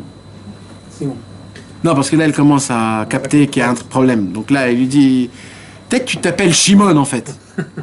Non, je rigole. Il lui dit: dis-moi, je suis pas belle. J'ai un point là qui cache ma beauté. Je t'ai fait quelque chose. Pourquoi tu fais pas ce que tout homme devrait faire? Puisque Rabbi Shimon a vu qu'elle lui respectait, il lui a dit: je vais te dire la vérité. La vérité, c'est que j'habite pas ici. J'habite à Medvedivke. Je suis marié, j'ai des enfants, je suis un juif et je suis un chassid Breslev. Et je me retrouve, à cause d'une gaffe que j'ai fait contre mon maître, je me retrouve dans une situation où j'habite, dans une ville où il n'y a pas un seul juif, pas un mikvé, pas une synagogue, j'ai pas un minyan, pas de sefer Torah, pas de manger kasher. Je mange du pain et de l'eau. Je dors dans du matelas et je me recouvre pas de vos draps parce que j'ai peur du chatnez. Je fais semblant de manger. J'essaye de maintenir toutes les prières, chatzot, des doutes. J'essaye de servir Dieu dans toutes ces profondes. Et maintenant, il y a toi qui es venu dans ma vie, qui m'a rendu la vie encore plus difficile, parce que tu es dans chez moi à la maison. Et maintenant, je dois, dans la maison, garder mon corps, de pas le salir avec toi. Et toi, tu me dis, qu'est-ce que j'ai? Il lui dit, je suis un juif, j'ai pas le droit de te toucher. Elle a entendu ça. Hein? Non, elle a laissé. Elle a entendu ça, elle a dit, pas de problème. Si c'est ça, pas de problème. On dit, donc toi, tu fais ta vie, et je fais ma vie. Il dit, oui, pas de problème, c'est encore mieux. Et cette fille allait faire sa vie, et tous les soirs, elle rentrait chez elle à la maison, comme si de rien n'était. Et chacun avait ses distances. Un an passe. Rabbi Shimon, comme un lion, comme Yosef Hatzadik, tous les jours, il voit cette femme rentrer à la maison. Il est en Yichoud, donc. Il est en Yichoud, il n'y a pas d'Yichoud avec Ingoy. Ouais, bon, je parle dans la situation, quoi. Il a eu l'épreuve de Yosef pendant un an. Pendant un an, il avait la possibilité de tout faire. Et Rabbi Shimon, il s'est armuré avec Hitbo des doutes, attachement à Rabbeinu, demander pardon à Rabbeinu. Aie pitié de moi, Rebbe! Parce que tant que tu n'auras pas pitié, je serai dans cette prison! Après un an que cette femme a fait sa vie et qu'elle a vu, en tant que femme, qu'elle peut jouer avec les hommes dans son petit doigt, comme toutes les femmes qui ne sont pas religieuses, qui nous prennent tous la tête et qu'on est tous des petits chiens chihuahuas qui courent après la tahava, elle, ça l'embêtait qui craque pas devant sa beauté. Jusqu'à que c'est devenu une obsession. Comment c'est possible qu'il fait même pas attention à moi? Elle allait dehors, tout le monde tombait à ses pieds. Elle rentrait chez elle à la maison, il a calculé même pas. Tu es de l'air pour moi. Pourquoi? Pas parce que je suis un tzaddik comme Yosef Hatzadik. Parce que je suis attaché à un tzaddik qui est comme Yosef Hatzadik. Bekocho shel Rabbeinu Zal. Par sa force. Pas parce que je suis un tzaddik. Parce que je suis attaché au patron. Et un jour, elle s'est dit, ma guerre sera de le faire tomber. Et là, mes amis, le Yetzer Hara a mis la troisième. Pam. Je sais pas la troisième d'une Fiat Uno. C'est la troisième d'une Lamborghini 2019. C'est-à-dire, c'est du 450 km en 10 secondes. C'est, mon frère, tu t'es plus le même. T'as le cœur qui commence à palpiter à 180 PPM. et ppm. Et là, mon frère, t'es vraiment... je peux te dire, tu le sens, la vitesse. Et là, elle a commencé à se faire belle. Elle a commencé à être gentille. Et vous savez, à lui préparer le manger qu'il peut manger. À lui arranger ses habits. À lui faire une belle maison. Comment ça va aujourd'hui, Shimon? Ça va? Et le Yetzer Hara, il a dit, tant qu'on est là, mais la quatrième, si t'es là, vas-y! Et là, elle est tombée amoureuse de lui, encore plus fort. Et là, c'est pas juste une obsession, ça devient une maladie. Mes amis, un an passe dans cette bagarre de malade mental. Ça fait 3 ans et demi que Rabbi Shimon est loin de son maître. Il se dit, mais tu t'imagines ce qui se passe avec Rabbeinu? Moi, j'ai vu Rabbeinu comment chaque jour des mondes changeaient avec Rabbeinu. Comment il changeait les mondes comment les gens tombaient devant lui, comment il ramenait Bitchouva les plus grands Réchaïm, comment il faisait montrer aux plus grands tzadikim qu'ils n'ont jamais servi à Hachem, comment Rabbeinu il faisait Hitbo des doutes, comment Rabbeinu il rentrait dans des grottes et il criait, priait Dieu. J'ai vu des choses qu'aucun homme verra. Plus jamais. Je sais ce qui se passe chaque jour avec Rabbeinu. Ça fait 3 ans que je suis loin de lui. Ça fait 3 ans que je sens que je vis pas. Comment je peux vivre dans une touma pareille? Un jour, elle a craqué totalement. Et pour la première fois, elle a sauté sur lui pour l'embrasser.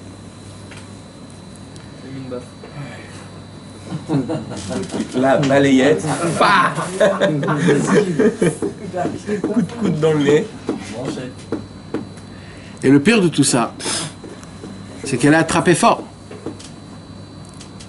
Très fort. Pour pas qu'elle le pousse. Qu'est-ce qu'on fait? Bon, je peux pas, alors je vais me laisser, parce que je peux pas, donc je vais me laisser. Ça y est, Je peux pas. Mais non, jamais de la vie. Ou 3 piges. Ça, c'est pas Rabbi Shimon, ça. Bah oui. Il regarde à droite, à gauche. Tout ça, c'est en fraction de seconde. Hein. C'est pas comme moi je vous la raconte. C'est en fraction de seconde. Il regarde à droite, à gauche. Et il voit un couteau. La seule chose qui était proche de lui, c'était un couteau. Qu'est-ce qu'il fait, Rabbi Shimon? Il prend le couteau et il a coupé ses lèvres. Il a dit, maintenant, embrasse ça. Elle a vu ça. Il y a plein de sang dans les lèvres. Quand Razvé Shalom, un homme, il se coupe les lèvres, ils deviennent très grosses. Parce qu'il y a plein de sang. Quand il a coupé ses lèvres, il y a eu un giclement de sang qui a giclé partout. Qu'elle a eu très peur. Elle a tout de suite lâché. Et là, elle lui a dit, tu peux partir. Rabbi Shimon avec les lèvres, sans les lèvres, pardon. Ah, il lui a vendu le truc ou pas au final? Ah oui, il s'est marié. Je sais pas. Il voulait que partir, après parce qu'il est marié. il pensait plus au contrat, il voulait que partir, il était en... Il a fait ses bagages. Et il est parti. Maintenant, comment on part d'un endroit comme ça? Je connais pas, je sais pas. Comment, en sang. En sang. Tu sais ce que c'est, couper les lèvres, mon frère? Tu peux plus parler, tu peux plus manger, tu peux plus prier, tu peux plus rien faire. Et comme ça, il marche. Il n'y avait pas de pansement à l'époque. Il n'y a pas de pansement pour des lèvres. Il n'y a rien. Tu restes comme ça comme un carnivore. Avec une bouche complètement... Et là, Rabbi Shimon, il part. Il prend ses bagages et il marche. 1 journée, 2 journées, 3 journées. Jusqu'à qu'il sent. Il sent qu'il n'a plus de force. Il sent qu'il est au bout du rouleau. Il n'en peut plus. Il dit, combien je vais souffrir? Il voit au fond une maison avec une lumière. Il prend ses dernières forces. Il avance, il avance, il avance, il avance, il avance. Il tombe dans une maison, il voit une mezouza. Il dit, ah, Baruch Hashem, un juif. Il rentre là-bas, il voit sauf une maison après 3 ans et demi, une maison de juifs. Vous croyez que le Yetzer Hara l'a lâché? Et là, il voit quoi? Une femme qui est en train d'accoucher et qu'il n'y a personne qui peut l'aider pour accoucher.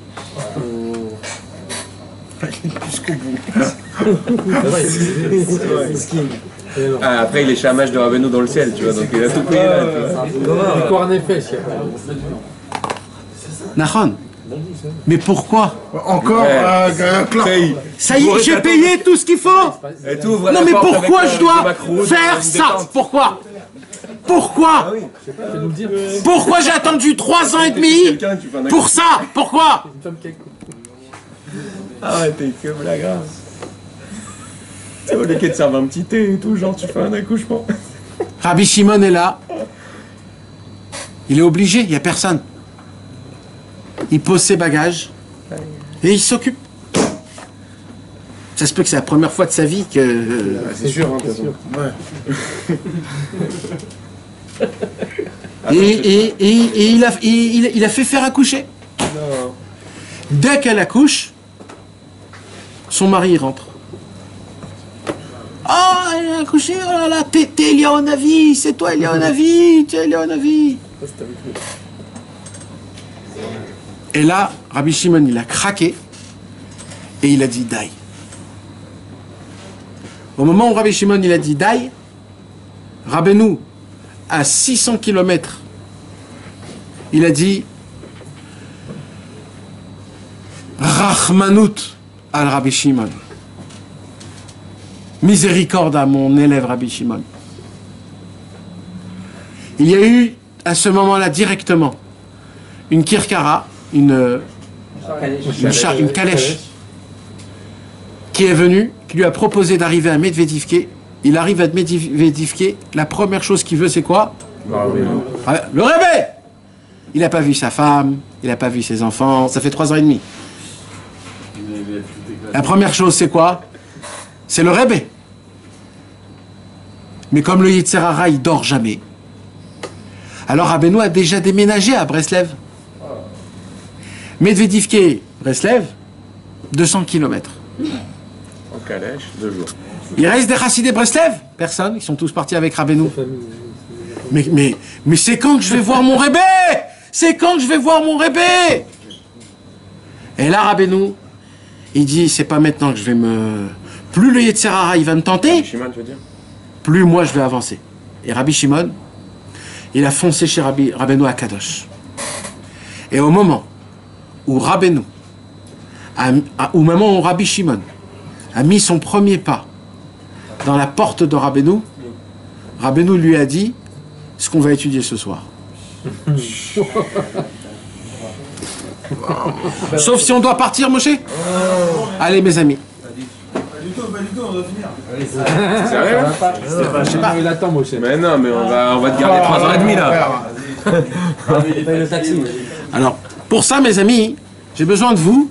C'est un jeu de mots, c'est un peu compliqué, mais je veux à tout prix que vous vous concentrez dans les paroles que Rabbeinu a dit. Alors, lis depuis le début en français, vite fait, jusqu'à là où il dit... Il est arrivé. Ouais. Certaines personnes m'ont rapporté la conversation qu'avait eu notre maître avec Rabbi Shimon lorsque ce dernier revient de l'étranger, où il s'était absenté pendant plusieurs années et en conséquence n'avait pas revu notre maître pendant près de 3 ans ou plus. Son départ était survenu à la suite d'un incident dont je ne connais pas bien les détails, qui s'est passé à Medvedivke et qui avait amené notre maître à lui en tenir rigueur. Il arriva une fois qu'ils lui disent « Je veux t'expédier au-delà du fleuve », il traduit don. Ok. Dieu a fait en sorte que les paroles de notre maître se réalisent, et Rabbi Shimon se mit en route et arriva dans la région du fleuve, connu pour étant au cœur de la Russie, à un endroit situé environ à 400 km de Medvedivke. C'était une région où la population juive était à l'époque très faible, de l'ordre d'un juif pour 1000 habitants. Rabbi Shimon partit là-bas, provisoirement. Cependant, en fin de compte, Dieu influa sur le destin de manière à ce qu'avait décrété notre maître se réalise, et Rabbi Shimon fut obligé de prolonger son séjour là-bas pendant plusieurs années. Et si l'on voulait mettre par écrit les vicissitudes endurées par Rabbi Shimon au cours de ces années d'exil, de nombreux parchemins ne suffiraient pas. C'est l'histoire que je vous ai racontée. En effet, il habita plusieurs années parmi les non-juifs et fut soumis à nombre de tentations. Pendant que Rabbi Shimon se trouva là-bas, notre maître quitta Zlatipolia et vint s'installer à Breslev. Lorsque Rabbi Shimon revint à Breslev, notre maître y séjournait depuis 2 ans ou 3 ans environ. Et voici ce que lui révéla notre maître. Vous êtes prêts à entendre? La caméra, elle va bientôt s'éteindre. Si la caméra, elle s'éteint, j'arrête. Non, non. Vas-y, branche la caméra. Ve'amar lo Rabbeinu zichrono livracha. Ah, si on a une prise, Bémet, ça aurait aidé. Il est où notre frère? Da! Sache, ça fait 3 ans et demi que Rabbeinu n'a pas vu Rabbi Shimon. Ça fait 3 ans et demi que Rabbi Shimon meurt d'envie de voir son maître. Son maître, l'élève le plus ancien de tous les élèves. Et là, Rabbi Shimon, il rentre devant la porte. Il voit, sauf le Rebbe. Le Rebbe voit Rabbi Shimon. Et le Rebbe, il dit, Da! Shekmo shaya chiluk etzli miyom ledati ad hayom sheyatzata mimeni. Rabbi Shimon, comme il y a une différence entre moi depuis le jour où je suis né jusqu'au jour où tu es parti. C'est énorme. D'accord ? Ce trajet, depuis le jour où Rabbeinu est né jusqu'au jour où Rabbi Shimon est parti, c'est toute une période où Rabbeinu s'est construit, il a atteint des niveaux comme il n'y a jamais au monde. Il a dit, tu vois ça ? Il dit, Kmoken, eh bien sache la même chose. Yesh chiluk arshav ben hayom sheyatzat mimen il est ben hayom hazeh. Comme ça, la différence est grande, comme le jour où tu es parti de chez moi jusqu'à aujourd'hui. La différence est pareille, comme le jour où je suis né jusqu'au jour où tu es parti. Entre 20 et 1000 a autant évolué. Le jour où tu es parti et le jour où tu es revenu, qui est aujourd'hui, c'est la même différence comme le jour où je suis né jusqu'au jour où tu es parti. Le jour où je suis né, le jour Sa grandeur. que je suis maintenant. Ou que tu es parti. Genre entre 20 et 1000 a évolué pareil que... Oui, Ça veut dire, Rabbeinu, il a dit comme ça. En 3 ans et demi, j'ai fait... Qu'est-ce que Non, Non, le Rabbeinu, il est... Rabbeinu, il est parti habiter à Breslev quand il avait 28 ans. Ok, en 25 ans alors. Alors, ce que Rabbeinu a fait en 25 ans, il a fait en 3 ans et demi. Autant, ça fait autant. Autant aux 3 ans et demi. Maintenant, si tu parles d'un mec qui a gagné de l'argent, ce qu'il a gagné en 3 ans, en 20 ans, il a gagné en 3 ans, c'est rien du tout ça. Il a fait un coup à fuite. Mais si tu me dis que la manière de tout ce que tu as dévoilé, les niveaux que tu as atteints, les torotes où tu as puisé, maintenant tu as tout refait de la même chose, mais comment ça existe dans le ciel des choses pareilles? Parce que Rabbeinu, il a dit avant que Rabbi Shimon y parte, il a dit Chidush Kamoni Lo Haya Baolam. Et si Rabbeinu a dit ça avant, c'est qu'apparemment il a trouvé une autre Chidush que, encore une fois, Chidush Kamoni Lo Haya Baolam. Ça veut dire que Rabbeinu, il peut répéter toutes ces paroles encore une deuxième fois. Et en fait, qu'est-ce qu'il lui dit là? Il lui dit, Rabbi Shimon, tu te rappelles tout ce que tu te rappelles de moi? C'est pas moi. Tu me connais pas aujourd'hui qui je suis.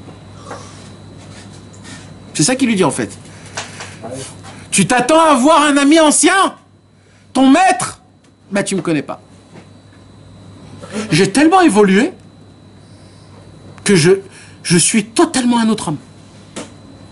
Je suis dans un autre monde, totalement. Il n'existe personne, aucun tzaddik qui a pu arriver de là où je suis maintenant, là. Encore, Rabbeinu, il a dit, à l'âge de 13 ans, j'ai atteint le niveau du Baal Shem Tov. Donc si là, il a refait, Rabbeinu a atteint un autre niveau nouveau du Baal Shem Tov, qui n'a jamais existé, qui est double encore.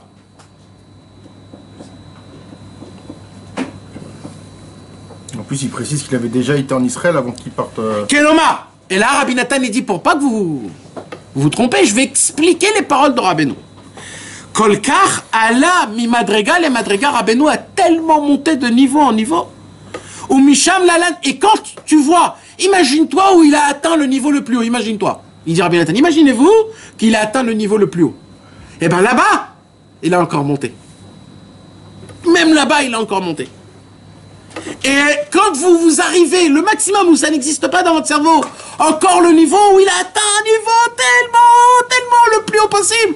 Là-bas, il dit Rabbi Nathan, même de là-bas, il a encore monté.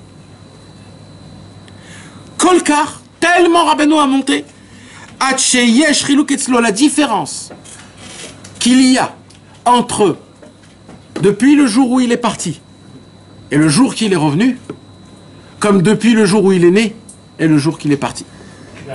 Qu'il est arrivé. Non, Qu'il est parti. Et là, continue à lire lentement.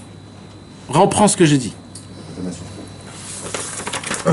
Et voici ce que lui révéla notre maître. Sache que la différence de mon niveau spirituel existant entre le jour où tu es parti et aujourd'hui est exactement le même que celui existant entre le jour de ma naissance et le jour où tu es parti. Ce qu'il a voulu dire par là, c'est que pendant le laps de temps relativement court pendant lequel Rabbi Shimon était absent, notre maître a connu une ascension spirituelle fulgurante, montant d'un niveau à l'autre, toujours plus haut et a gravi un si grand nombre d'échelons sur l'échelle spirituelle que la distance parcourue pendant ce court laps de temps était identique à celle qu'il a réalisée pendant la période bien plus longue allant du jour de sa naissance au jour où Rabbi Shimon est parti. Je vais vous donner un petit exemple pour que vous puissiez un petit peu comprendre. Aujourd'hui, dans les Jeux Olympiques, il y a la course des 100 mètres. D'accord ? Et il y a toujours les mêmes mecs qui gagnent. C'est toujours les mêmes mecs que toute leur vie s'est fait pour ce sport. Et tout leur truc à eux, c'est quoi? C'est de gagner 1 seconde. Mais un millième de seconde. Même, non, eux-mêmes, avec eux-mêmes. Eux, ils se disent, moi, ce que je veux, c'est quoi? C'est pas de faire le même score de l'année dernière.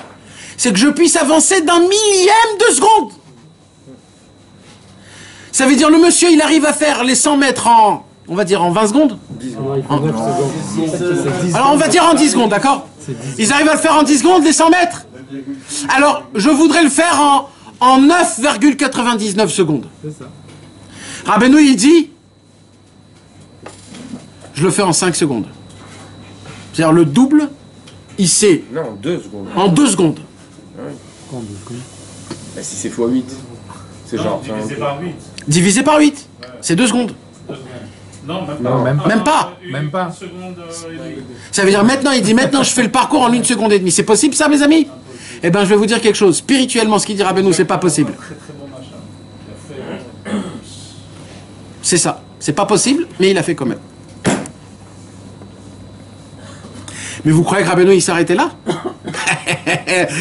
Rabbeinu, il est plus fort que le Yetzirah. Rabbeinu, il fait comme le Yetzirah. Ils disent, tu crois que ça y est?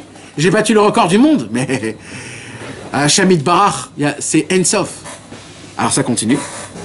Et toute personne douée de quelque discernement pourra, sur la base de ces faits, se faire une idée de la grandeur de notre maître. Un petit peu. En effet, à l'époque où Rabbi Shimon le quitta, notre maître avait déjà été en terre d'Israël. En Eretz Israël, mes amis, Rabbeinu Akadosh a atteint le niveau de Avraham, Yitzhak et Yaakov. Rabbeinu, il a dit, il y a une histoire où c'est écrit dans Chayei Moharan, où un jour un homme, quand Rabbeinu il était en Eretz Israël, un homme très grand, très tzaddik, très sage, il est venu chez Rabbeinu, il a dit, maître, apprenez-nous la raison pour laquelle vous êtes venu en Eretz Israël. Rabbeinu, il a dit, je vous en supplie, ne me forcez pas. Il a dit, maître, donnez-nous quelque chose, on vous en supplie. C'est pas pour le kavod, c'est pour servir Hachem. Rabbeinu, tout de suite, il s'est mis très sérieusement. Il a commencé à bouger, à fermer les yeux. Et il a dit, connaissez-vous les kavanot de Tefilin? Alors il a dit, oui, un petit peu. Il a dit, mais non, c'est pas ces kavanot-là que je te parle. Je parle des kavanot des 4 coins d'Eretz Israël. Le sod du droitier et du gaucher. Le sod de tous les gvoulot de Eretz Israël en fonction des téphilines. Et au moment où il commence à dire tout ça, Rabbeinu commence à cracher du sang. Et là il a dit, vous avez vu? Même dans le ciel, ils veulent pas que je dévoile. Et là il s'est mis par terre, il a dit, pardonnez-moi. Pardonnez-moi que je vous ai demandé. Personne ne sait c'est quoi la raison pour laquelle Rabbeinu est venu en Eretz Israël. Quand Rabbeinu est venu en Eretz Israël, il a dit, maintenant, si on me prend, on me vend chez des Arabes, on me vend dans une terre où il n'existe pas aucun juif, on ne me donne pas de calendrier, j'ai la perception qu'avait Avraham, Yitzhak et Yaakov pour appliquer Torah ou mitzvot sans les téphilines, sans la matzot, sans les livres, sans sachant que c'est qu'en Shabbat, j'ai atteint ce niveau. Et tout ça, Rabbeinu, il a dit avant que Rabbi Shimon est parti. Il a atteint. Donc apparemment, Rabbeinu a atteint tout ça encore une fois dans un autre. Au-dessus encore, imaginez-vous. Or, voilà que dans la période qui avait précédé son voyage, notre maître avait déjà connu une grande ascension spirituelle. Il est difficile d'imaginer l'envergure des acquis de connaissances qu'il avait déjà eu le mérite d'obtenir, car il avait déjà atteint des niveaux de connaissance du divin, ni vu, ni entendu jusque-là. Et c'est chaque mot, hein, c'est émettre, hein. Ni vu, ni entendu jusqu'à là. Surtout si l'on considère, d'une part, les vicissitudes et les aventures qu'il a dû affronter avant qu'il ait eu le mérite de poser le pied sur la terre d'Israël, et de revenir chez lui sain et sauf, et d'autre part, ce qu'il a atteint là-bas en terre d'Israël, des appréhensions spirituelles qui dépasse l'entendement, au point d'affirmer que tout ce qu'il avait avant de partir en Israël n'avait pas de consistance au regard des connaissances obtenues par la suite, et qu'il ressentait même une grande honte de son approche de la Torah et de son appréhension du divin ayant précédé son séjour en Israël. Rabbeinu a brûlé tout ce qu'il a écrit avant qu'il a voyagé en Eretz Israël. Et Rabbeinu, il a dit, tout ce que j'ai écrit avant Eretz Israël, c'est un chidouche qui n'a jamais existé encore dans le monde, qu'aucun homme a encore puisé de là-bas. Mais quand Rabbeinu est allé en Eretz Israël, il a atteint un niveau tellement grand que le niveau ancien qu'il avait, il avait honte de celui-là. Donc il a dit, je brûle tout. Et c'est faire Midot, on a pas dit. La Torah, pas les Midot, la Torah. Ah. Donc tout le Likutei Moharan qu'on a aujourd'hui, c'est que de la Torah d'Eretz Israël. Et tout ça, ça s'est passé avant que Rabbi Shimon y parte. Donc comprenez le niveau que Rabbeinu il nous parle. Continue. Et de plus, il continua ensuite de s'élever de niveau en niveau, quotidiennement, et même d'heure en heure. Or, voilà qu'au moment où Rabbi Shimon le quitta, cela faisait déjà plusieurs années qu'il était revenu de son voyage d'Israël. Imagine donc à quel sommet spirituel il était parvenu. Et nonobstant Il y a des Belges là Je sais pas ce que ça veut dire. Et nonobstant tout cela, Malgré tout ça. Hein. et malgré tout cela, lorsqu'il évoqua la période de temps de 3 années ou plus d'éloignement de Rabbi Shimon, il affirma: sache que la différence de mon niveau spirituel existant entre le jour où tu es parti et aujourd'hui est exactement le même que celui existant entre le jour de ma naissance et le jour où tu es parti. Et Rabbeinu a vécu encore 10 ans. 10 ans. Évoluer alors. Un jour, Rabbeinu a dit 3 ans avant de mourir, tout ce que j'ai fait jusqu'à aujourd'hui, je peux le faire en une seule journée. Et Rabbeinu, il a dit, et chaque heure, je monte de niveau. Ça veut dire que Rabbeinu s'est doublé, multiplié, de jour en jour, d'heure en heure, C'est exponentiel. depuis le tout début de sa naissance jusqu'à aujourd'hui. C'est plus une seconde. C'est la cour du 100 mètres. C'est pas la cour du 100 mètres, c'est la cour du globe en un instant. C'est un sport comme ça. Rabbeinu, c'est cet homme-là. Celui qui veut se rapprocher d'un homme comme ça, c'est lui qui vous propose le cachet qui donne tout. Alors le cachet, il est en vente, mes amis, il est juste ici. Chazak ou Baruch, les frères.